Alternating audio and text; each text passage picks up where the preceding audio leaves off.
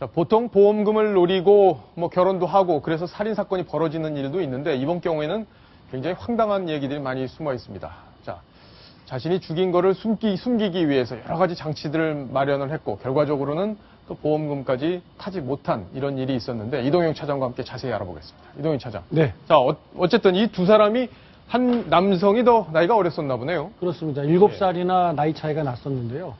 그 2007년으로 또 거슬러 올라갑니다. 부산에 있는 한 김밥집에서 아르바이트로 일하던 당시 27살 남성이 그 주인의 부인과 눈이 맞아서 예. 이 내연 관계로 발전을 하게 됩니다. 아, 그렇군요. 내연 관계 발전한 이후에는 생명보험에 가입하라고 적극 권유를 하고 총액 8억 원에 이르는 보험 2건에 가입하게 하는데 성공을 하고요. 네. 그 이듬해에 실제로 혼인신고를 하면서 부부관계로 발전을 합니다. 그리고 나서는 또 치밀하게 계획을 세우고 나서는 2013년에 실제 이 살인을 저지르는데 마치 사고로 위장하기 위해서 친구까지 끌어들여서 차량을 바다에 빠뜨리는 그런 지금 화면에 보시는 것처럼요. 당시 CCTV 화면인데 그렇습니다.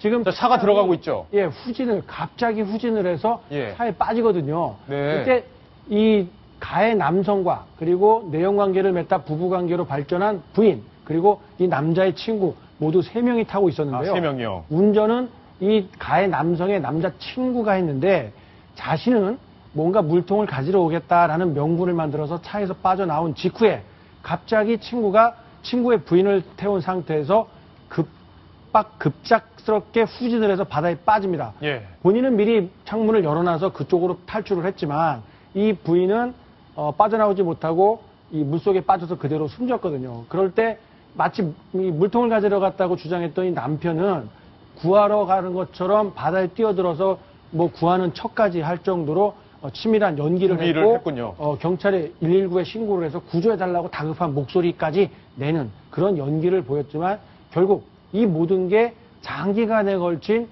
보험 사기극이었다. 이런 사실이 밝혀져 현재 징역 23년을 선고받고 복역 중입니다. 3년이요. 자, 당시에 신고했던 급박했던 그 목소리 직접 한번 들어보시겠습니다.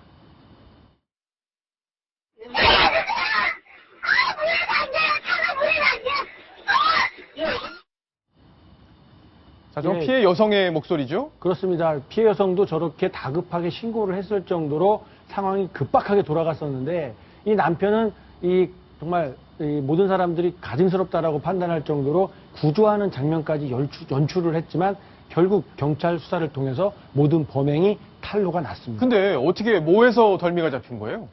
이 보험에 예. 이 가정 형편이나 이런 것에 비해서 과도하게 많은 금액의 생명보험에 가입했단 말이죠. 그런 사람들은 또 요주의 대상이죠. 그렇습니다. 그래서 실제 저런 사고가 발생을 하면 보험사에서는 과연 정말 제대로 된 보험 가입이었나라고 다시 거슬러 올라가서 되짚어보거든요. 예. 그리고 이게 범죄와 연결이 되지 않았나 이런 경찰에 의뢰를 해서 차근차근 다시 복귀를 하게 되고 그래서 범행을 친구와 함께 1년 이상 모의를 해온 사실까지 모두 밝혀지게 된 겁니다. 예.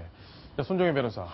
근데 보니까 2009년에 결혼을 하고 4년 뒤에 범행을 저질렀다면 이게 처음부터 다 계획된 거라고 볼 수 있는 건지 아니면 살다 보니까 그냥 이런 일을 저질러야겠다고 계획을 하게 된 건지 사실 좀 애매한 부분이 있을 것 같아요. 일단은 보험 가입 사실만 봤더라도 본인의 소득에 대비해서 굉장히 가다한 보험금을 지급하는 보험을 가입한다는 것 자체는 충분히 처음부터 고의적이고 계획적이었다라는 것을 밝힐 수 있고요. 사실 유사 사건들이 꽤 있었습니다. 얼마 예. 전에는 40대 주부가 제초제로 전 남편, 현 남편, 딸까지 제초제를 먹인 사건도 있었고요. 낙지 살인 사건도 있었죠. 그렇죠. 생명보험 같은 경우는 이런 어떤 악용 사례들이 있기 때문에 보험을 들고자 하면 피보험자의 자필 서명을 반드시 받게 되어 있습니다. 그 생명보험 가입 대상자가 이 사실을 분명히 인지할 수 있도록 자필 서명을 하게 되는데요. 이 과정에서 너무 고액의 어떤 보험금을 하게끔 유도한다거나 이럴 때는 좀 의심을 해보는 그런 과정을 좀 거치셨으면 이런 불의의 사고를 당하시지 않았을 텐데 하는 안타까움도 있습니다. 예, 알겠습니다. 어쨌든 23년형을 선고받았다니까 죗값을 치르게 되겠네요.